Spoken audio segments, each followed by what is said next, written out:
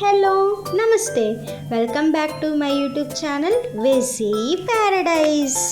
I am Gajavalli Sai Sahiti. ఈరోజు Rayalaseema special uggani. దీనినే బొరుగులు ఉప్మా, బొరుగులు తాలింపు, బొరుగులు అని రకరకాలుగా పిలుచుకుంటారు. పేరు ఏదైనా కూడా దీని టేస్టే వేరండి. నాకైతే one of the favourite breakfast recipes ఇది. మరి ఇంత టేస్టీగా ఉండే రెసిపీ ప్రాసెస్ మీకు చెప్పకపోతే ఎలా? Let's begin the recipe process. First ఇలా వాటర్ తీసుకొని మీరు ఎంతమందికి ఉగ్గాని చేయాలనుకుంటున్నారో దాన్ని బట్టి బొరుగులు యాడ్ చేసుకోవాలి.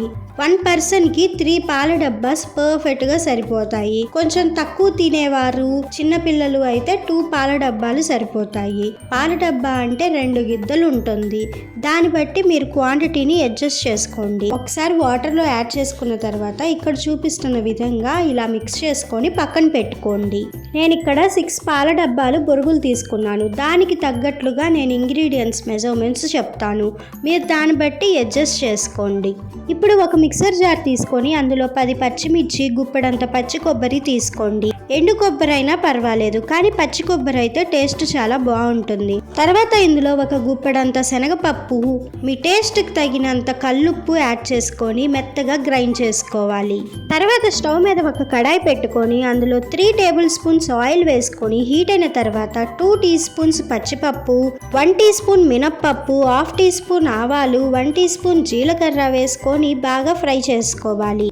ఇలా ఫ్రై అయిన తాలింపులో కొంచెం ఇంగువ వేసుకొని ఒక్కసారి మిక్స్ చేసుకున్న తర్వాత ఇందులో పెద్ద సైజు ఉల్లిపాయని సన్నగా పొడవుగా కట్ చేసుకొని యాడ్ చేసుకొని కొంచెం ఫ్రై అయిన తర్వాత 2 పెద్ద టమాటాస్ని యాడ్ చేసుకోండి. పండిన టమాటాస్ అయితే టేస్ట్ చాలా బాగుంటుంది. తర్వాత కొంచెం సాల్ట్ యాడ్ చేసుకోండి. మనం ఆల్రెడీ మసాలా పౌడర్లో యాడ్ చేసుకున్నాం కాబట్టి చూసి యాడ్ చేసుకోవాలి.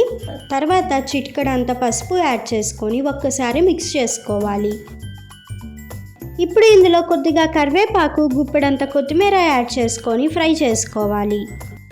మొత్తం ఇలా ఫ్రై అయిన తర్వాత రెడీ చేసి ఉంచుకున్న మసాలా పౌడర్ని యాడ్ చేసుకొని ఒక్కసారి ఫ్రై చేసుకోవాలి. ఇలా ఫ్రెష్గా ప్రిపేర్ చేసుకున్న మసాలా పౌడర్ వల్లే ఉగ్గానీకి అంత మంచి టేస్ట్ వస్తుంది. మీకు టైం లేదనుకోండి, పప్పుల పొడి ఉంటుంది కదా, అదైనా యాడ్ చేసుకోవచ్చు. కానీ దీనికి వచ్చినంత టేస్ట్ దానికి రాదు. మసాలా పౌడర్ మొత్తం ఇలా ఫ్రై అయిపోయిన తర్వాత ఇందులో నానబెట్టి ఉంచుకున్న బొరుగులు యాడ్ చేసుకోవాలి. నీళ్లు మొత్తం అయితే పిండుకోవాల్సిన అవసరం లేదు, జస్ట్ అలా తీసి ఇలా వేసుకుంటే సరిపోతుంది. ఇక్కడ నేను చూపిస్తున్న విధంగా బొరుగుల్ని కొంచెం మ్యాష్ చేసుకున్నారు అంటే మీకు ఉగ్గాని ముద్దగా వస్తుంది. మీకు ముద్దగా ఇష్టం లేదు, పొడి పొడిగా కావాలి అనుకుంటే ఈ స్టెప్ని స్కిప్ చేయండి. ఇప్పుడు మొత్తం కూడా బాగా కలిసే విధంగా మిక్స్ చేసుకోవాలి. మొత్తం మిక్స్ అయిపోయిన తర్వాత స్టవ్ ఆఫ్ చేసుకొని నిమ్మరసం యాడ్ చేసుకోండి. 1 నిమ్మకాయ సరిపోతుంది.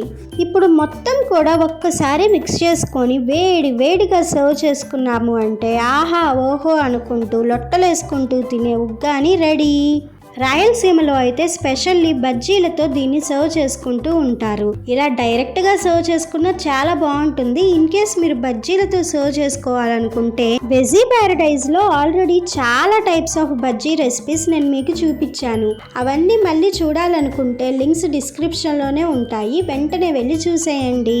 తాలింపు వేసుకునేటప్పుడు మీ టేస్ట్కి తగ్గట్లుగా పల్లీలు, జీడిపప్పు, క్యారెట్ ఇలా మీకు నచ్చినవన్నీ యాడ్ చేసుకోవచ్చు.